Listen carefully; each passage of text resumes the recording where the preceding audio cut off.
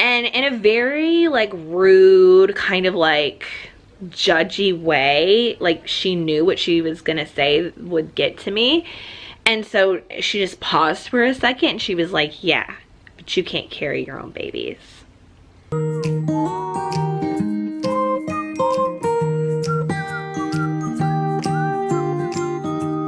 Hi guys, happy Monday. How are you doing? Sorry, I'm out of breath. Today was a very crazy day. Actually, this whole weekend has been really kind of crazy. Actually, all last week was crazy too. I will catch you guys up. I'm kind of sitting in bed right now. Rodney took the kids out after school. They did their homework. They both did really good at school, so he took them out. My throat's kind of been hurting, I don't know, since last night, I guess. And I'm just not feeling that great. I kind of have a headache, and I suspect that I'll probably have a cold or something tomorrow, because this is usually what happens. So I just figured I would come in here and I would catch you guys up on what's been going on. Let's catch you guys up. I think the last time we talked, my sister-in-law had booked her appointment to go to her psychological evaluation. I think that's where we ended things. So she did go see a psychologist, and she had her psychological evaluation.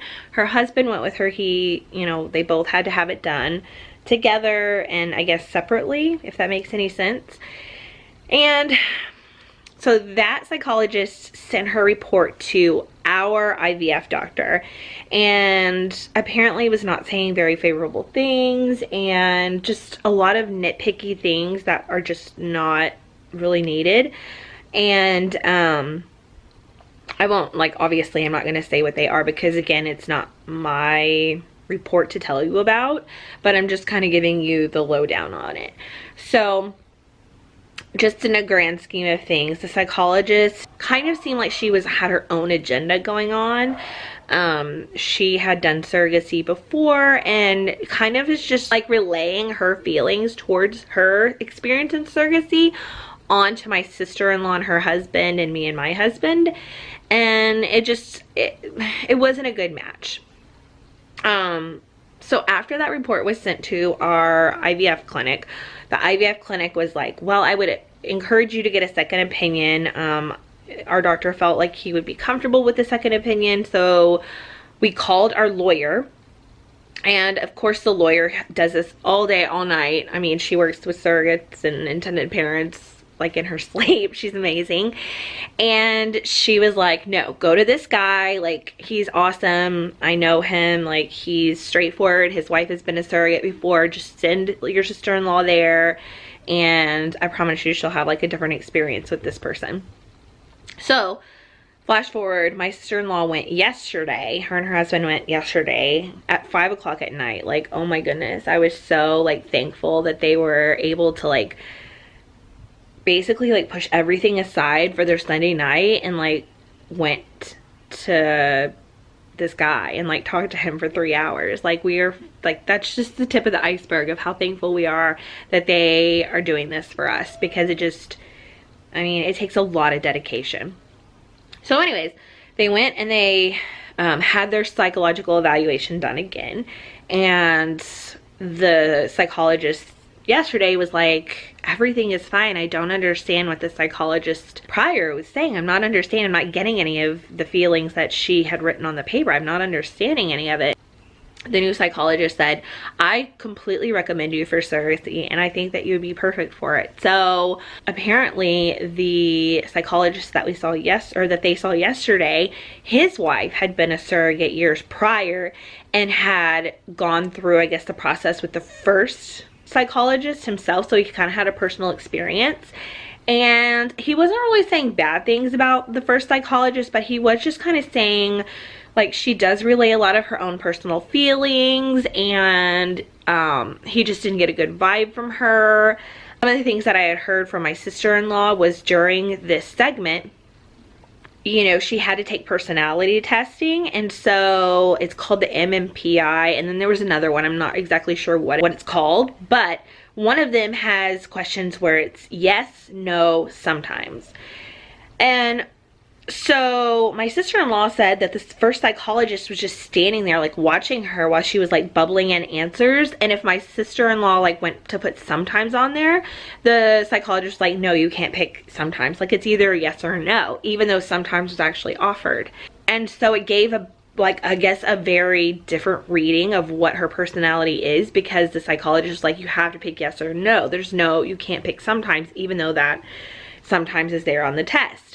And so if my sister would pick some things, like say she picked yes or no or whatever, the psychologist would basically just be looking over her shoulder and saying like, oh, hold on, let's think about that. We should probably go back to that answer. We should think about that a little bit harder. And so she was just kind of like pushing her own ideals and everything on to my sister-in-law, or what she thought that my sister-in-law was. I'm not sure, but the whole thing was kind of skewed. We basically wasted $750 for the psychologist, and coming to find out, she is just not that good of a psychologist. Maybe she didn't have a good surrogacy experience. I don't know. And my sister-in-law did say that when she first sat down, like the first 20 minutes, the psychologist was like not in favor of family surrogacy. She was like, I would never use a family surrogate, or as a surrogate or whatever. And so my sister-in-law was like, she just kind of like brushed it off, because I mean, you know, what was she gonna say to this lady? She was like testing her. So yeah, it was just like a bunch of little things that this first psychologist was like, just something not right, you know. And then we talked to my lawyer after the first psychological testing, and she was like, no, she does this a lot. We know that she does this a lot. A lot of people that go to see her have to have second opinions, because she is like, she just keeps digging. And from what I gathered from a lot of it too, is that perhaps she's just trying to seek out clients too, because she did tell my sister-in-law like, oh, it'd be great if you could come back for more counseling, which is like, she's making more money, right, if she comes back. So I can't really say what the real reason of it was, but the psychologist yesterday has cleared her on his end, but it still has to go through our IVF clinic. So the whole report has to be gone through again from my IVF doctor, and he has to clear her. So that's in the process of being done. Check, okay? Let's just hope and pray that that all works out well, goes through, and we're on to the next phase of our journey, which is Rodney and I getting a psychological evaluation. It sounds crazy. I know it sounds absolutely nuts. Like, I even had a problem with it at first. Like, are you kidding me? I need a psychological evaluation to have my own kids? Are you kidding me? And yeah, my IVF clinic, I think I might have told you this in the last vlog, but when I brought that up to the concern of the IVF nurse, and I said, well, why didn't you tell me this prior? We would have had this done a long time ago. And then I kind of said, like, why do we have to have a psychological evaluation? Like, those are our children. And in a very like rude, kind of like judgy way, like she knew what she was gonna say would get to me, and so she just paused for a second and she was like, yeah, but you can't carry your own babies. Excuse me? Who? I literally could have like reached through the phone and like grabbed her up. Like, you just don't say that to somebody. You just don't say such horrible things to somebody that obviously knows that they cannot carry a baby. Like, you don't say that. And you would think like her working as an IVF nurse, like she would be sensitive to this issue and she knows, but I just don't think she is. I don't think she was. I think she's just, it's work to her and she doesn't really have any consideration into it. So Rodney and I are going tomorrow to a psychological evaluation. Apparently it's 3 hours long, which I think is what my sister-in-law and her husband did. So it's gonna be 1 hour of just me, 1 hour of just my husband, and it's gonna be 1 hour with us together. And the psychologist kind of basically said, like, it's just, I guess, a rundown of what to expect from surrogacy, which I'm not expecting to hear anything new. We've been in the game for like 4 years now. I've been all over surrogacy, so I really am not expecting to have like an aha, like, oh my goodness, I didn't know that moment. we're all kind of just preparing and praying that we get to move to the next step.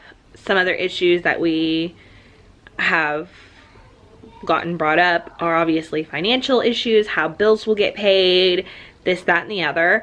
And my sister-in-law actually came up with a really good idea. She suggested that we all have a bank account with all of our names on it and we can all access it. And then that way, if she needed money to go to the doctor, like a copay or whatever, like she could pay that. And then if we got the bill, we could just take the money out of that same account. So we're looking into doing that. We do have a draft for our contract, which is really good. There was a couple of things in the draft contract that I saw that were just kind of oversights, if you will. So like it said in there, she had 3 kids. No, she only has 2 kids. So it's small things, but holy moly, you guys, it was 33 pages long. 33 pages long. I can't, like, and everything, like the first, I want to say like the first 5 pages, 4 pages were just definitions of like transfer, embryo, sperm, egg, intended parent, gestational carrier, just things like that. So I guess, you know, nobody can say like, oh, I didn't know what that meant. I didn't know what that meant. So there's that. And then it kind of just goes through everything that we've talked about, such as any kind of DNA testing, labor and delivery, how many transfers she's willing to go through, how many transfers we're willing to go through, and the proper steps of those, natal vitamins, like taking care of yourself during pregnancy, which all those things, you guys, were not, yes, they were discussed, but it wasn't like we were on a different level. Like we were always like, okay, yeah, you're gonna take prenatal vitamins, like, okay. And my sister-in-law is obviously on board with, you know, like any supplements that the doctor deems necessary, like anything like that, she's totally on board for. I've asked her if she's okay with doing acupuncture when she comes here for the transfer, and she's on board for all of that. So really, like, we're all on board with everything, any kind of termination, anything like that, we're all on board for, amniocentesis, everything. So yeah, you don't know how much there is until you're in it. So I'm like physically exhausted, mentally and physically just exhausted. I'm just ready to like get through this psychological phase, get cleared, and to just move forward with the transfer date. I don't foresee it being before the holidays. I actually think it would probably happen more around January. Because I remember last year when I went for my personal cycle that my IVF doctor didn't want people to cycle over the holidays because he can't control it, I guess. So I'm guessing January.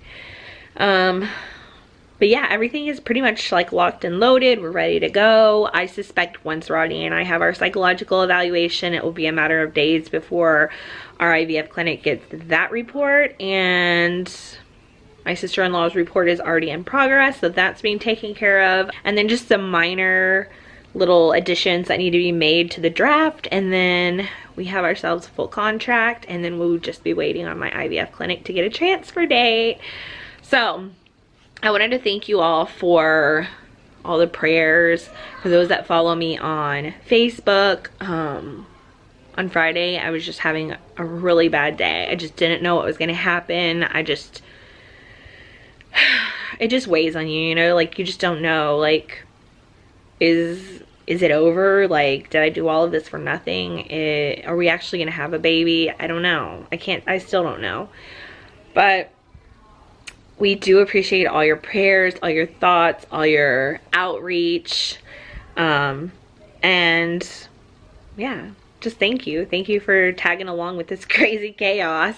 And as soon as I know something, you guys will know, because I feel like I can talk to you guys. You guys understand. You guys have amazing advice. And yeah, I'm just lucky that you guys follow me and give me all the advice that I need. You guys are my counselor. Maybe you could give me a psychological evaluation. Although I'm pretty sure most of you think that I'm crazy, so maybe not. Anyways, I'm gonna get going because my voice is starting to hurt. And yeah, hopefully I can give you guys an update maybe tomorrow or Wednesday with how our psychological evaluation went, and cross our fingers and pray that all goes well and we can move forward. So don't forget to like this video. Go ahead and subscribe below to follow this crazy journey and find out if we ever do have a baby. And I will see you guys later. Bye.